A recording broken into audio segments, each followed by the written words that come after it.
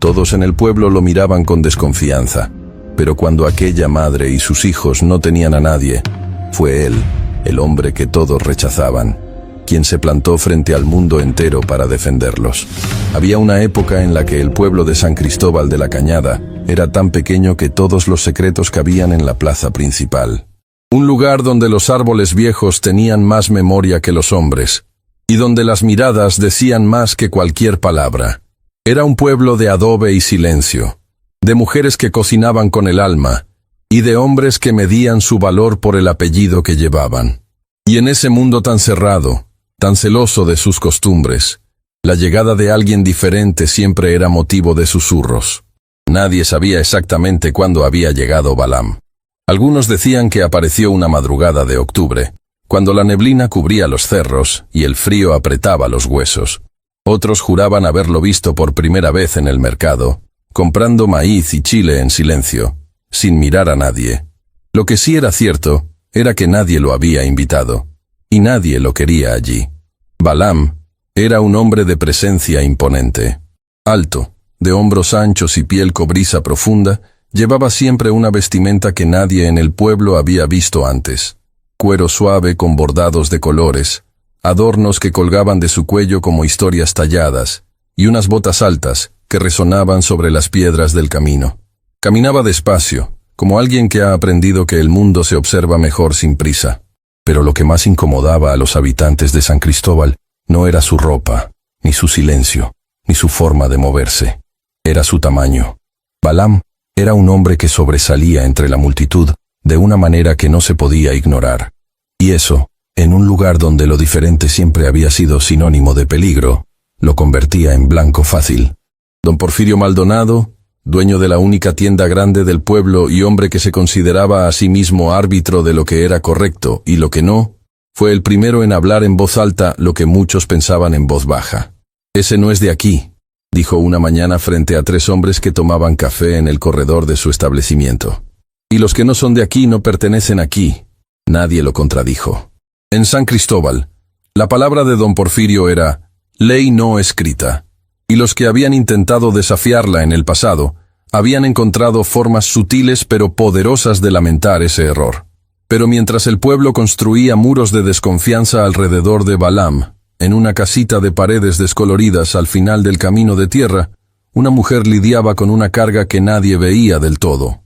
Se llamaba Remedios Palacios, y tenía 34 años que parecían 40 de tan pesados que los llevaba.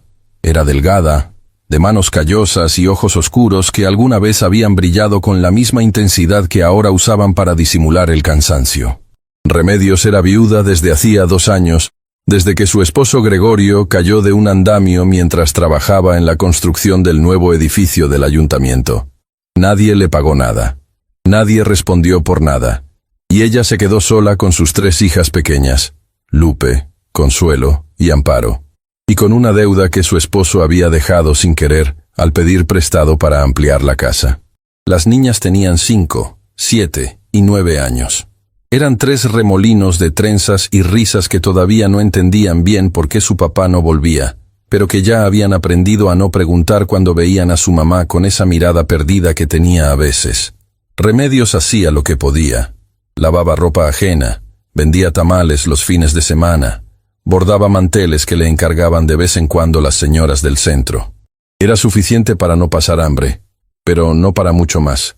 Lo que nadie sabía, excepto la propia Remedios y su vecina doña Tránsito, era que don Porfirio Maldonado le había prestado dinero a Gregorio hacía 3 años, con un interés que ningún hombre decente hubiera cobrado. Y ahora, con Gregorio muerto, ese peso había caído sobre los hombros de Remedios como una losa. Don Porfirio había sido comprensivo los primeros meses, con esa comprensión que tienen quienes saben que el tiempo juega a su favor. Pero a medida que pasaron los meses y la deuda no se reducía, sus visitas comenzaron a cambiar de tono. Ya no llegaba con cara de condolencia, llegaba con papeles, con fechas, con palabras que sonaban amables, pero que llevaban dentro el filo de una amenaza. Fue precisamente en una de esas mañanas en que don Porfirio había salido de la casa de Remedios con su sombrero elegante y su paso de hombre satisfecho cuando Balaam cruzó por el camino. Los dos hombres se miraron un segundo. Don Porfirio apretó los labios con el gesto de alguien que acaba de oler algo desagradable. Balaam no dijo nada. Solo sostuvo la mirada con esa calma que tanto irritaba a quienes querían provocarlo. Don Porfirio siguió caminando. Balaam también. Pero algo en ese cruce silencioso quedó flotando en el aire como el olor a lluvia antes de que caiga. Esa misma tarde, Balaam se sentó en las gradas de la iglesia vieja, la que ya nadie usaba porque habían construido una nueva. Era su lugar favorito al atardecer, porque desde allí podía ver todo el pueblo sin que nadie lo mirara directamente. Desde allí vio salir a las 3 niñas de la casa de Remedios corriendo detrás de un perro flaco que ladraba sin convicción. Vio a Remedios asomarse a la puerta con una expresión que reconoció de inmediato, no porque la hubiera vivido él mismo, sino porque la había visto en muchas caras a lo largo de su vida. Esa mezcla de amor inquebrantable y preocupación que no tiene descanso. Esa noche, en la pensión destartalada donde rentaba un cuarto pequeño, Balaam pensó en lo que había visto. No planeó nada. No tomó ninguna decisión. Solo dejó que ese pensamiento reposara en su interior, como reposa una semilla antes de que la tierra decida qué hacer con ella. El pueblo no sabía nada de Balaam. No sabía de dónde venía con exactitud, ni qué había hecho antes de aparecer en San Cristóbal, ni por qué había elegido precisamente ese lugar para quedarse. Algunos inventaban historias, que era de las montañas del norte, que había vivido entre tribus, que no hablaba bien el español porque pensaba en otro idioma. La mayoría de esas historias eran falsas, pero ninguna importaba realmente. Lo que importaba era que era diferente, y en San Cristóbal eso bastaba para ser culpable de algo, aunque nadie supiera exactamente de qué.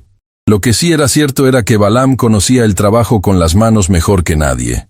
Arreglaba cercas, cargaba bultos en el mercado, ayudaba en las cosechas cuando alguien lo necesitaba y pagaba bien. No pedía favores ni los ofrecía sin razón. Era un hombre de pocas palabras, pero de palabra firme. Y eso, aunque nadie lo quisiera admitir, había comenzado a generar en algunos una incomodidad distinta. No la incomodidad del miedo, sino la del respeto que se niega a reconocerse a sí mismo.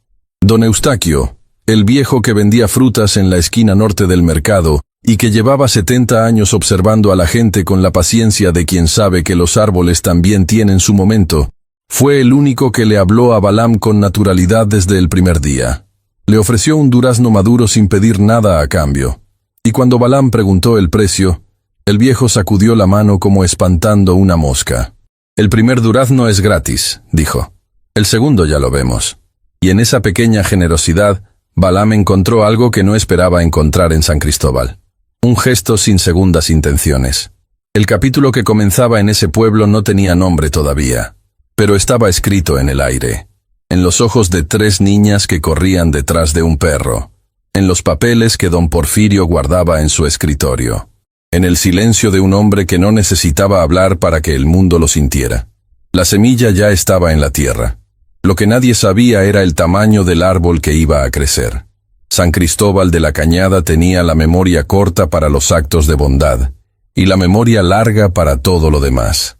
Recordaba quién había llegado a menos, quién había subido demasiado rápido, quién se había casado fuera de su clase. Pero había algo que el pueblo recordaba con una precisión particular. Recordaba quién no encajaba, y Balaam no encajaba. No porque lo intentara, precisamente porque no lo intentaba. Fue un martes de tianguis cuando ocurrió lo que el pueblo llevaría en la boca durante semanas. El mercado era el único lugar donde todos los habitantes de San Cristóbal se mezclaban sin distinción, aunque esa mezcla tuviera sus propias reglas invisibles. Los puestos de los comerciantes importantes ocupaban el centro. Los vendedores más humildes se acomodaban en los bordes. Y en esa geografía silenciosa de jerarquías, todo el mundo sabía su lugar. Remedios llegó al mercado temprano ese martes, con Consuelo y Amparo cargadas de bolsas de tela que olían a jabón de lavanda. Lupe, la mayor, caminaba adelante con ese paso seguro que tienen las niñas que han aprendido a hacerse cargo de cosas que no les corresponden a su edad. Remedios venía a vender los tamales que había preparado desde la noche anterior. Era su mejor día de ventas, el único en que podía juntar lo suficiente para cubrir los gastos de la semana. Don Porfirio estaba en el mercado ese día también, No porque necesitara comprar nada, sino porque el tianguis era su escenario favorito. Allí saludaba a quien quería saludar, ignoraba a quien quería ignorar, y se paseaba con ese aire de propietario que le daba satisfacción. Cuando vio a Remedios instalarse en su pequeño puesto en la orilla del mercado, se acercó con paso tranquilo, como alguien que tiene todo el tiempo del mundo porque el tiempo le pertenece. «Remedios», dijo, con la misma voz amable que usaba para todo, esa que sonaba a cortesía pero era de otro material por dentro. «Necesito que hablemos